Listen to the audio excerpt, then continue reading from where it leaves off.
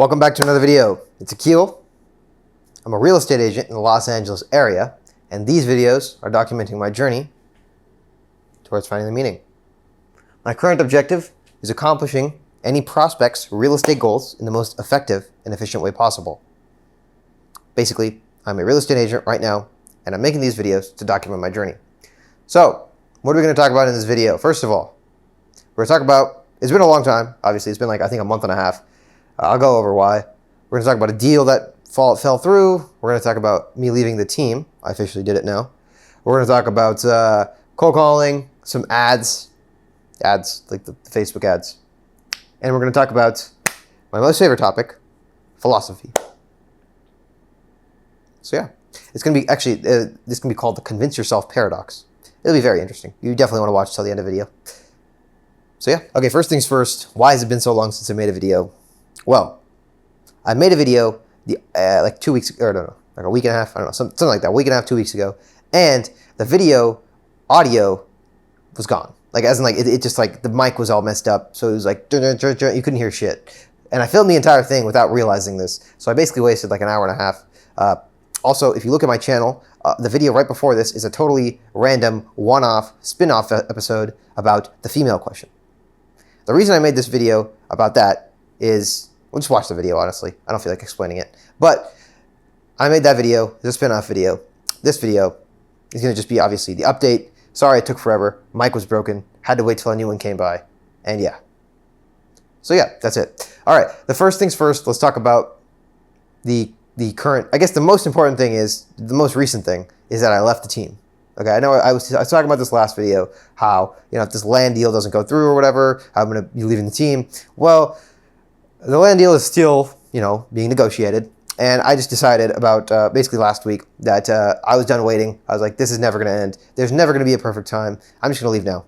And so basically I talked to my team lead, and she was nice about it. And I talked to my team lead. She talked to the manager, and they gave me a new split with Compass. So now I'm officially my own agent as of like 2 days ago, basically. And now the split, so I can get into like split, I guess, but I used to have a 70-30, 70-30, so that's 70-30 with my team, 70-30 with Compass. So basically, effectively, at the end of the day, I was getting like 50%, effectively, around 50% of anything I make. Now, I'm getting 71 and 29 of anything I make. So that's a little bit better. I get 21 extra %, and I'm my own agent now, so I'm not on a team or anything. Main benefit of being your own agent is that you are your own agent. Yeah, there's not much better. You get a better splits. I don't have a team lead to go to for any questions, but I have a manager, a broker to go to for any questions. So it's not too complicated. I think it's kind of the right time. I just finished my second deal. It was like a couple months ago now, about a month ago, officially. It closed. So I was thinking like, okay, when it closes, I'd leave the team. There's this land deal that went on. I was kind of waiting for that to end, but it's still going back and forth. And at this point, there's always new things that are going to keep coming in. Let me just leave the team, get that done with, be my own agent, let those things happen as they happen. If I lose it, I lose it. I didn't lose it because, you know, I talked to my team lead, we worked it out. So it's just the same 50-50 deal on that. So it's not a big deal for that specific deal. And the benefit of being my own solo agent is that since most of the real reason is because most of these transactions, especially leases, there is zero involvement from the team. It's just me, myself, personally. I call the lead, I get the lead. I work the entire thing for the lead. I have zero questions about it. And I feel like I'm paying an extra 30% tax for basically no reason, which is pretty much true. You're essentially paying a 30% tax to the team for no real reason. I do all these leases, I do all this work. Even for buyers, I mean, like the experience of the team lead really effectively, I could have asked a broker or manager for the same type of experience. So effectively, is it really worth my time to be on a team? In my opinion, the answer is no. For now. I think most of the time teams provide leads, which is why people stay on teams. But although I got provided a couple leads, I don't think it was enough to justify the 30% tax on every transaction ever that I do. And I just don't feel like the dynamic is really there, if that makes sense. There's not really much of a point for me to stay on the team. So yeah, I'm not my solo agent. There's no hard feelings. I was really thankful for, you know, Jenny, my old team lead, for giving me a ton of opportunity at the start. She taught me so much, more than more than like so. She taught me so much more than I could ever explain in any video. But I learned a lot. Super, definitely was worth it for those, like, I guess it was 2 years, basically 2 years and a couple months that I was on the team. Definitely worth it. Now, as a solo agent, focusing on getting as many contacts as possible, working as many leads as I can, and closing as many deals as possible. So that's the situation with the team. Officially, it's all done there. The next thing is, well, last video I was gonna talk about this, but basically I had a person that I was helping. This was a lead provided to me. It was a buyer that's looking to make an offer. We made an offer on a place. It didn't get accepted. It was like a multiple offer situation. There's like this whole thing basically, but basically the story is didn't go through. Nothing happened. So hopefully can figure out something else for them later. Next thing that happened is the land deal. Still going back and forth. Still a big gap in a price. So I'm hoping it gets resolved. Either it's a no or yes soon enough. And then in terms of cold calling, getting leases. So I officially got, I guess 1 lease now, 2 leases maybe. I guess 2 leases. 2 leases now that are signed, the contract. And I should have 2 leases coming up. And that's officially as of today because I just got a lead. Like literally, I called up the lead, got it within a couple days. So, and that lead isn't my own. One of them is going to be with Jenny because I got that lead and signed the contract before I left the team. One of them is all on my own. Nothing to do with Jenny. So that one is my own. So it'll be cool. There's that. There's 2 leases. They're both around the $5,000-$6,000 range. So nothing too crazy. And the next thing is cold calling. I guess cold calling for leases. The summertime is definitely a good time. I feel like I'm getting more and more leads in terms of people that may or may not pan out for leasing. I feel like it's pretty good. So yeah, I think especially recently I've been getting so many people that I need to follow up with. It's been insane. My CRM has grown, like it's scaled exponentially, and it's just very annoying to go through how many, like the amount of people I have to go through now. Yeah, like one follow-up session now takes like 2 hours. And I do a follow-up session every few days, but man, it takes freaking forever to go through all this. And it's not leaving much time for a lot of other things. But, one thing or the other is eating my time. Hopefully I'm doing the most high leverage thing possible. And I keep trying to do that as much as I can. Next thing we're going to talk about is ads. Okay, so let's talk about some ads. So this past week, last week, I did not do anything related to ads. It's just been it's been like pretty packed with all kinds of random shit. Open houses both days last weekend. Just totally chaotic, random shit, distractions. Did not get to do ads last week. But the week before last week, I was doing ads. I finally started using I started using lead pages, which is a landing page system. So I started using a landing page on my ads, which you might be wondering, you weren't using a landing page before? Well, no, I was trying to use the Facebook lead system, and they had their own little thing. It's all bullshit. Anyway, listen. The main thing is, even if I explain it, it's not going to matter. It's not going to be even relevant, like all the little random details that I did. But I found an ad that somewhat is working. It is a video type ad with stock footage. And I got a few leads from there. Off-market guys. It's basically an ad targeting people who are looking for off-market listings. Had a few people reach out and respond. So I'm going to, but it wasn't enough to justify the cost. So I need to redo it, isolate the ad that actually worked specifically, figure out exactly how I can streamline the process, maybe use a different type of landing page that is better connected with the Facebook pixel, and see if I can make it more profitable per lead to get to post those ads. Because right now it was like 5 leads for like $300, which is definitely not worth the cost. But if I isolate it and I feel like I can make it more efficient with different types of ads, I can potentially reduce that cost significantly. So that's basically the ads, the entire ads fiasco. I was thinking about doing Google ads, but the problem with Google ads is that it's a whole new thing, and I don't feel like learning an entire new thing. And also, I don't feel like I can really promote myself the right way, because you have to have a website then in order to promote it on Google. And in order to promote it on Google, you need to first actually understand what you specifically are trying to make an ad for, because the Google ads it's primarily for promoting a website, as I'm seeing, and also for search engine optimization, so that when somebody looks something up related to real estate or rentals, your name pops up. I'm not sure how that'll translate into direct leads for what I'm looking for. So I don't know if that's going to work. Maybe YouTube ads. But I don't know. We'll figure that out. I am saving up for Zillow ads. I want to have $25,000 in order to Zillow ads because Zillow is an expensive platform. And in order to do Zillow, like the ad system, you need to spend at least $4 to $5 a month in order to see any return. That's what I was talking to like the Zillow ad sales guy, and he was like, you need to spend at least 4 to 5K. Don't bother doing it if you're not going to spend that amount of money. You need to spend 4 to 5K, and you need to have a 4 to 5 month run rate so you can really test the effectiveness in your area. And I was like, okay, I understand. So basically, I need to have 25K, and then I can try Zillow ads. I think I'll have that by the end of the year in cash. Hopefully, we'll see. Nobody knows. But that's the goal, 25K cash, so that I can buy Zillow ads for about 4 or 5 months. Basically, I'll burn all the cash in 4 or 5 months, see if I get a return on investment. It's a $25,000 experiment. So pennies for what big companies do. They do billion-dollar experiments. I'm over here doing $25,000 experiments. So let's see how that goes.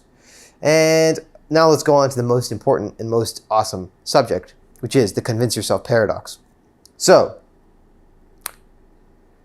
this is going to be basically another ideology, okay? And it is something I've thought about a decent amount. And by a decent amount, I mean like probably about like 4 hours of dedicated thought over different time periods that I actually sat down and I was like, the convince yourself paradox. So what is the convince yourself paradox? Well, this is the convince yourself paradox. First of all, let's just say you have an objective, right? I'll take a very simple objective. The objective is you want to go to the gym consistently. Very simple objective. A lot of people have the same objective. So, the convince yourself paradox is that every step of the way, you're convincing yourself. And by that I mean, the first thing is you have a goal. Okay, like I said, go to the gym. You have convinced yourself that that goal is meaningful, right? Because at the end of the day, nothing has meaning if you really think about it. Because the universe will end on a long enough time horizon, so that means everyone's death is essentially written in stone. It's not necessarily inevitable because nobody knows what will happen if you understand the nature of the universe and then scale humanity and productivity. Maybe you're able to control the nature of the ending of the universe, but who knows? That's a different topic. None of you probably understood that because I just talked super fast, but that's an irrelevant topic, like I said. So, let's get back to the point. You have convinced yourself that it is meaningful because, like I said, if you look at your life, you're going to die anyway and turn into sand, so nothing matters anyway. But you have convinced yourself that the goal is meaningful, and then the next step after that, right? You have goal, then you have your plan to get to the goal. So let's just say your goal. Let's just choose a little bit slightly more aligned goal. Your goal is to get jacked, right? You want to look amazing. You want to have a six-pack, whatever. Okay, you've chosen that as your goal. Now, your plan to get there is to go to the gym consistently. So now you have a goal that you convinced yourself is meaningful. Then you have the plan that you convinced yourself will get you there, right? Because you're just convincing yourself. You don't actually know. Nobody knows anything. So you convince yourself that this plan will get you there, okay? Then now that you're on this plan, on a daily basis, you have to execute the tasks required. So that means you have to go to the gym on a daily basis. So now you're convincing yourself that on a daily basis that your goal is worth it, is meaningful, your plan is actually correct, that's going to get you there, and you're convincing yourself that it is worth doing above all other things that you can do. So, this applies for everything. You are convincing yourself of everything. Why is murder bad? You are convincing yourself, mainly based on evolutionary, your evolution and humanity, that if somebody dies, it is a bad thing. When in reality, everybody dies, and murder is just changing when that happens. I'm not advocating for murder. I'm just kind of trying to explain a point. Don't go around saying, oh, Akhil Sharugalas, the psychopath murderer. That's not what I'm saying at all. What I'm saying is you have to take society's lens out for a second and look at it from the realistic, universal perspective. Obviously, from a society's perspective, if you want to optimize for growth and productivity, you can't have people going around murdering each other, obviously, because that would hurt the productivity engine that humanity is. If you want a better idea of productivity engine, watch my previous video, The Female Question. Anyway, so let's go back to the point. So, you have convinced yourself that said action is bad. For example, I have to use an extreme example, otherwise nobody will understand. Murder. You have convinced yourself murder is bad. Why is it bad? Because you have convinced yourself that the effect of murder is bad. Right? Somebody dies. You have convinced yourself that it is a bad thing. obviously. You have convinced yourself that it is negative. You have convinced yourself that bad is something to look away from or not engage with. But at the end of the day, all of it is meaningless. So you're convincing yourself head to toe. Every emotion you feel, you're convincing yourself that it is meaningful. And this goes for pretty much every idea that you have, right? Because everything is meaningless from a universal perspective, obviously. So how does this help anybody, right? Obviously, that's great. You are correct in a realistic, logical perspective from the universe. You take a third-party perspective. Everything is meaningless. We all die. Wow, Keelish, congratulations. Ha, ha, ha. You're so smart. Good job. Well, actually, this has very good use. Here's how. So if everything is convincing yourself, that means at some point, obviously, even I'm convincing myself that certain things are meaningful, like making this video. So how does this help you? This is how. Assuming you have a goal, correct? Everybody has their own goal. My goal is to understand the nature of the universe, and I've convinced myself that is meaningful. So there are lots of distractions on the path to accomplishing your goal. Assuming you want to go to the gym and get jacked. Well, obviously, it's not just going to the gym, it's also eating right, correct? So there will be lots of triggers, right, around you, right? Maybe there's people around you who drink, whatever, people around you who eat a lot, whatever. So if you apply the convince yourself paradox to any of these desires, you can break the desire effectively with habit. So you desire to eat out with your friends. Okay. Well, you can convince yourself that that is not the right thing to do, right? You can convince yourself that you actually get more pleasure from sticking to your diet. You can convince yourself that you get more pleasure from working out every single day than skipping a workout, right? If you have a problem pursuing women, you can convince yourself that the pursuit of women is, you can basically break the habit, right? Whatever your bad habit is, you can break it. You can convince yourself, because all you're doing is convincing yourself anyway. If you are eating out with friends or whatever, and you're going to break your diet, you're convincing yourself that it is more meaningful than your diet. You're convincing yourself that that is the right thing to do. So either way, you can just convince yourself for whatever you want more, if that makes sense. So basically, it because a lot of people think, a lot of people that I see, they blame their bad habits on desires. Like, oh, well, I can't get healthy because of XYZ desire. I can't get healthy because I can't, it feels too good to eat shit. I don't fucking know. They'll convince themselves. Well, let me think of a better example. A perfect example. Money. People will be like, oh, well, I can't get rich. And they'll convince themselves of a reason that they can't get rich. Like, oh, it's not possible. Oh, it's not this. Oh, it's not that. They'll convince themselves of a reason. Right? So at the end of the day, you're just convincing yourself either way. You may as well convince yourself that you can do it and convince yourself, because you're living in a distortion either way. It doesn't matter whether you believe that, God is real, you're convincing yourself of that. Whether you believe God is fake, you're still convincing yourself of that. So you may as well convince yourself for whatever gets you to your end objective. Correct? Correct. So this has been very helpful for me in the specific, if you watch the last video, you'll kind of understand a better idea of this, but this has been helpful for me in the desire of a relationship or the pursuit of a relationship. I have realized that it's simply that my body is, because evolutionarily, obviously, if you pursue a relationship, you are more likely to have a child, which propagates the species, right? I have been able to realize that that is just my body trying to convince me that that is the right thing to do, when in reality, to accomplish my actual objective, I have to convince myself that I have to convince myself to stick to what I originally planned, which is that I must stick to my objective and daily habits and execute as much as possible without getting distracted by anything, whether that be YouTube or video games or women or whatever it is. I have to not get myself distracted. I have to stick to the goal, which is obviously easier said than done, but at the end of the day, it's just convincing yourself. Everything, head to toe. So yeah, what is monkhood? All right, what do these monks do? They're convincing themselves that desire is not desirable. That's why a monk is able to exist in contentment, because they have convinced themselves and broken the desire to get things, right? If you have a desire for money, then you're going to keep pursuing it. But the active pursuit of something, right, will eventually lead to a deficit in happiness, right? If you consider happiness to be meaningful. So monks basically destroy all of that by saying that we desire nothing, therefore we are always happy. See that? If you don't desire something, there is basically the perfect example of this is the fact that there are essentially black holes in life. And by that I mean this. There are many things you could pursue that you could endlessly pursue. One of them is money. No matter how much money you have, eventually you'll get content with the amount of money you have and want more. There is no end to the desire to have more money. Whether you have $10 in your pocket, 100, a million, or 100 million, it doesn't matter. Eventually you'll just want more and more and more. I know that about myself. And I know that even if I hit a billion, gajillion, million, whatever dollars, I'll still want more, because it is the endless acquisition that gives the mind a feeling of progress, which gives the mind, evolutionarily, you're designed to continue to progress. Because if you're not progressing, you're dying actively. So there are many black holes such as this. Money is one of them. Women is another. You can never have too many women, right? There's always your money. It's like having a meal. You can never have a satisfying meal enough to satisfy you for the rest of your life. You're gonna have to consistently keep eating. The desire for, for example, for women, it will never end, right? It doesn't matter if you have, like, if you retain a woman, you're just gonna want more, and it's a never ending. It never ends, right? In the same way, the only way to break the cycle is to convince yourself that you've had enough, right? Or convince yourself that you're content with what you have, or whatever slight growth comes with that. Convince yourself that you're fine.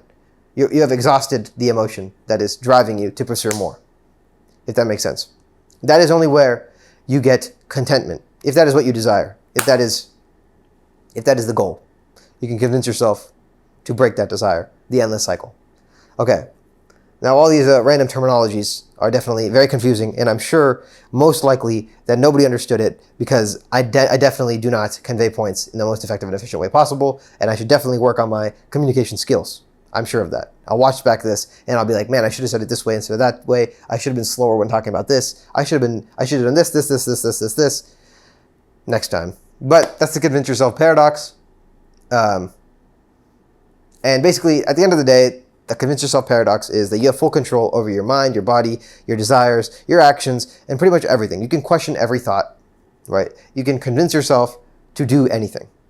It is all a game of convincing yourself. Whether you want to be lazy or you want to be very driven, you are just convincing yourself either way. David Goggins has just convinced himself that way of life is the most optimal, and that is why he convinces himself on a daily basis to stick to those habits rather than convincing himself to relax and be lazy.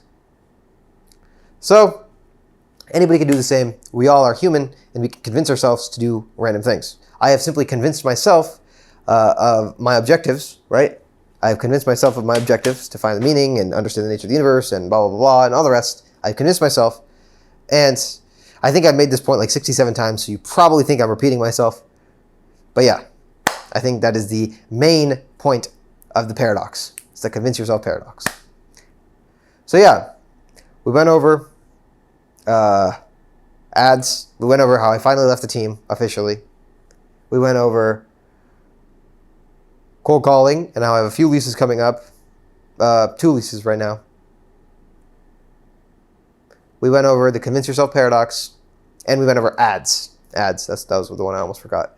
The ads that I did. So, before I end the video, let me think if I have anything else to say. I want to end on a final note. Distraction is the antithesis to consistency. So, the modern world is very distracting. Whether it be social media, or notifications, or just random shit, people call you for random shit. The world is very distracting. It is very good at getting you to break your focus. And I have noticed that for me as well. I get distracted by many things. Checking stocks, watching YouTube videos, random text messages and calls from all kinds of different random shits. Whether it be clients, this and that, all kinds of random shit. Random family shit that comes up. Just random shit. Random housework that needs to be done. Random shit.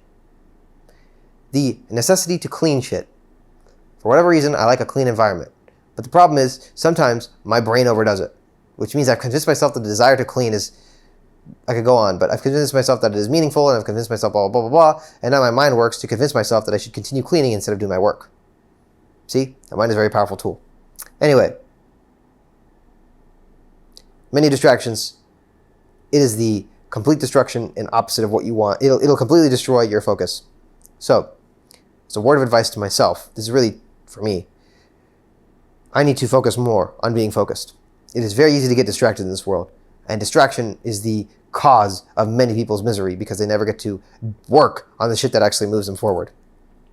So yeah. That is that. That is the end of the video. We talked about all kinds of things. PSA warning, final warning. Don't let distraction destroy you. Distraction can destroy you, and it probably will. All right, we talked about everything. I am totally gassed. And yeah, on to the next. Oh, I keep doing this, bro. I keep forgetting the most important point, and I fumble every ending the exact same way. If you're ever watching my videos, just expect me to fumble the ending. What am I looking forward to next few weeks? I should have, damn. I fumbled the ending again. Whatever. All right, what am I looking forward to for the next few weeks? I'm looking forward to primarily holding more open houses. Been trying to hold 2 every single week now, because I know for the last few weeks I haven't been holding that many open houses, so I need to maximize and effectivize and just do as many open houses as possible. Trying to hold 2 every week. That's the first thing. Next thing, obviously trying to cold call more, and the ads. The big thing is the ads. I really want to isolate the ads that are performing, really get to the nitty-gritty of why they're performing well, isolate that, try to maximize that, and split test it even more, and see if I can make it work. That's something I want to do. And the next thing is, obviously, just keep pounding those leads. Keep pounding the leads. Keep pounding the follow-ups. Keep holding the open houses. Keep doing the cold calling. And one step at a time, one day at a time. So yeah, I think that's officially the end of the video. And I'm really hoping I don't randomly think of something in the next 5 minutes. Thank you. Hope you have a wonderful rest of your day. On to the next. Onward.